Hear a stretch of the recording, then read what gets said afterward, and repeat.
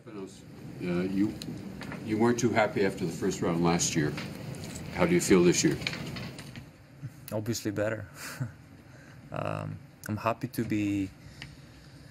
It was not easy. Last year was very tough mentally to deal with that loss.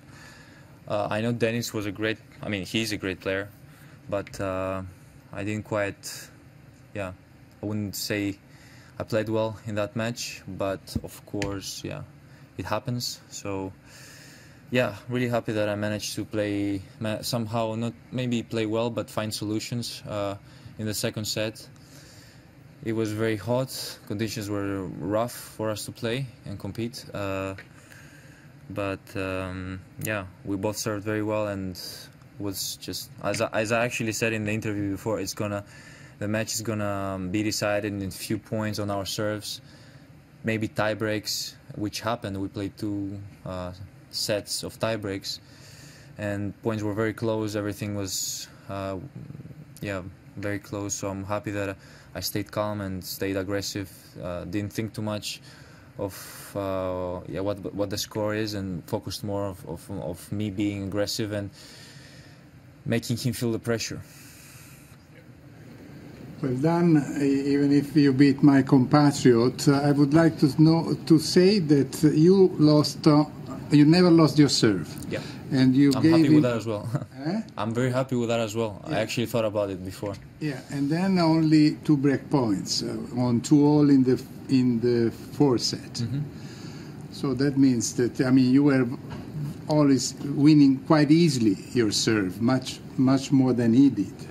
So how do you explain it? I've been working a lot on my serve and the placement of my serve during the preseason.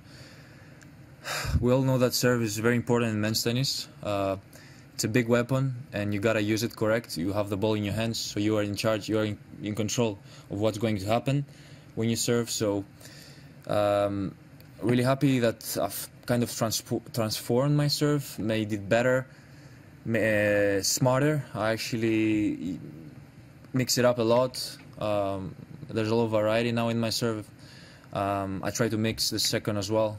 Try to go to different places and make my opponent guess most of the time. So it's good that I've been serving so well today. Definitely this thing adds some confidence in my game, knowing that I can serve well in crucial moments.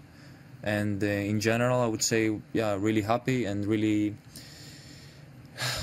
felt really nice of the idea, knowing that I was actually serving that well. A follow-up, just to say, do you think that his return wasn't so great? Aggressive? Probably, yeah. Especially. Yeah. He, I don't know. I was struggling with it as well. It was not just him struggling with the return. I also the bounce of the ball was pretty high, and was sometimes uncomfortable to return. The surface was pretty fast, which gave less time than usual to both of us after the bounce of the ball.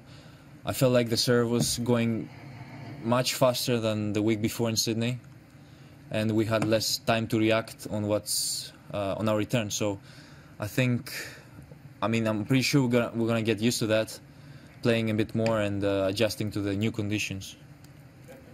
I think after you played her, after you played her at Hopman Cup, you practiced with Serena. Yeah, after you played her in mixed doubles, you practiced with Serena. How did that opportunity come about, and what was it like? It was all, arranged by Patrick. He invited me for a hit. I said yes. It was a great opportunity to practice with her. She was practicing really good. I would probably say even better than some of the male players that I've been practicing with. She's not easy. It was a fun practice, fun hit. It was not too long. I enjoyed it. She's a very interesting person, very open-minded, I would say. She had lots of topics when we would sit down to drink water or rehydrate ourselves. We talked about some interesting stuff, and it was a fun hit. What kind of topics was she interested in? Tennis, the tour, pretty much, tennis stuff. Stefanos, since you've come on tour, pretty much all of the top players have had serious injuries, and obviously the last was Murray. When you see that, does that make you weary of overplaying, like now and going into the rest of your career, or do you want to take advantage of the injuries? Yes, of course. Thought about it. I would say that tennis is it can be a cruel sport for the body. There's a lot of pressure, there's a lot of running, it's really tough for the body to, I would say, to deal with that day-to-day play. And yeah, there's a lot of, tennis is a sport that not like other sports, you know, you have every part of your body is working, so it's really important to have a healthy career, a long career with no injuries. That's #1 priority for my career. It also depends, the style you're playing and the way you approach the way you're thinking on the court, you know. If you tend to play long rallies, aggressive baseliner, you're probably going to have much more running to do than a serve and volleyer or someone who's an all-around player. But I thought about it. I'm really sad to see how Murray felt after that press conference that he gave. I felt sorry for him. I respect him a lot. He's a really nice guy. I would say one of the nicest guys on tour. And I'm gonna miss him. I would love to see him on the tour more. Yeah.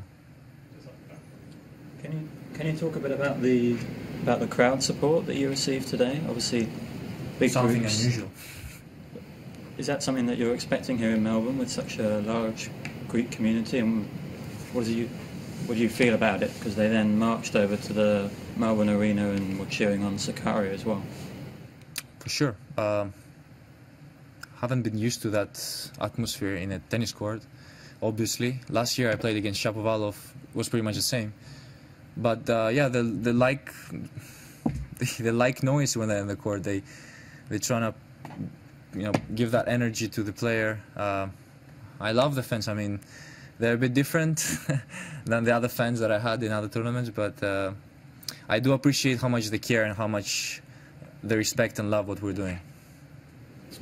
Stefanos, you like to look at things from a bigger perspective. What do you think makes Serena special as a person and a sports figure in our culture? Her attitude, for sure. She has a different approach than any, I would say, female player that I've met. She has this thing, she's really, how can I explain it? She has a lot of confidence in herself. Like, really, she knows what she's doing on and off the court. She's a lovely person outside the court. And just this attitude that she has of, hating to lose, and that's what makes her a great champion. That's what I noticed on the court. She, even on the practice, she really wanted to do better than me, and that was, unusual to see something like this from a female player.